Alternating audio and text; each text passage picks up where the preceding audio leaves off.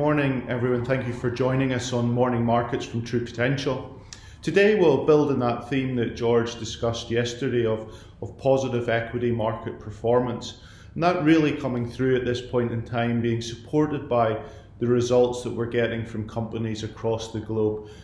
Second quarter results for a large raft of US companies, and also first half results for UK, European companies, etc. And really that robust recovery that we're seeing in profitability, albeit off low levels from last year, is certainly helping equity market performance. Particularly important to see earnings growth coming through, robust earnings growth coming through, given valuation levels that we have in equity markets at this point in time. I think the other important factor to note is, as we're seeing this improvement in profitability come through, regulatory impediments in certain sectors, such as the financial sector, being reduced, we are certainly seeing companies returning capital to shareholders, be that by way of reinstating or growing their dividend, and also restarting or growing share buyback programs.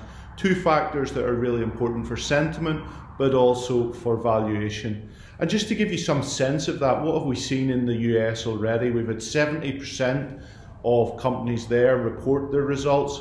The data that we're able to get at the moment suggests that 88% of those companies are coming in ahead of expectation. That's quite a phenomenal number, but it does just really illustrate the challenge of forecasting at this point in time, but also the starting point from last year. And that's why we're seeing those very strong numbers come through.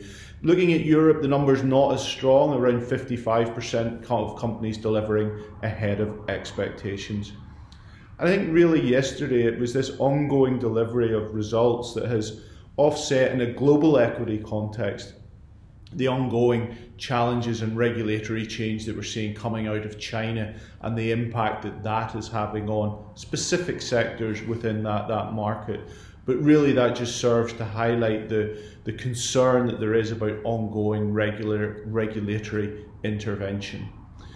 Yesterday, just to continue to build on that theme of economic momentum and how that's playing through, we saw factory orders in the US showing an improvement for July of 1.5% month on month.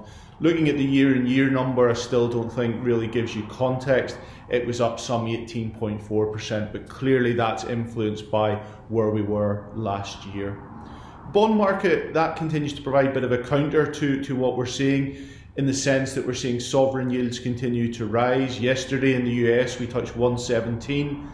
We had at one point during the day touched 115. And I suppose this is the bit of the challenge that we've got. The mixed signals, better performance from equity markets as companies are delivering. The bond market suggesting that there may be some hiccups or speed bumps in the months ahead.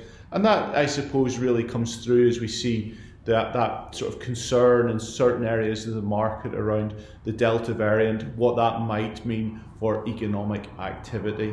It's not just a US phenomenon, I should also stress, in terms of sovereign yields.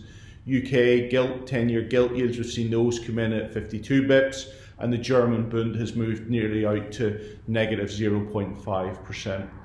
Just in terms of today, we've seen a better performance in Asia. Some of those sectors that have been more impacted having a bit of a bounce. That also has been supported by an improvement in the services PMI from China.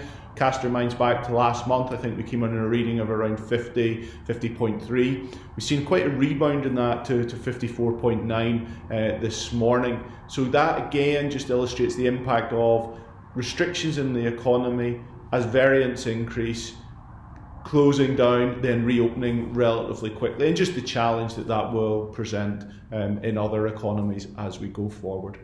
I'll leave it there for today. Please do subscribe on our YouTube channel, and I look forward to speaking with you again tomorrow. Many thanks. Subscribing to the True Potential YouTube channel is quick and easy.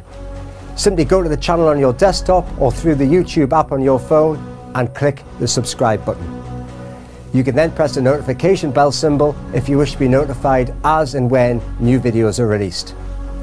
Doing this is a great way to keep yourself updated with market developments and personal finance insights.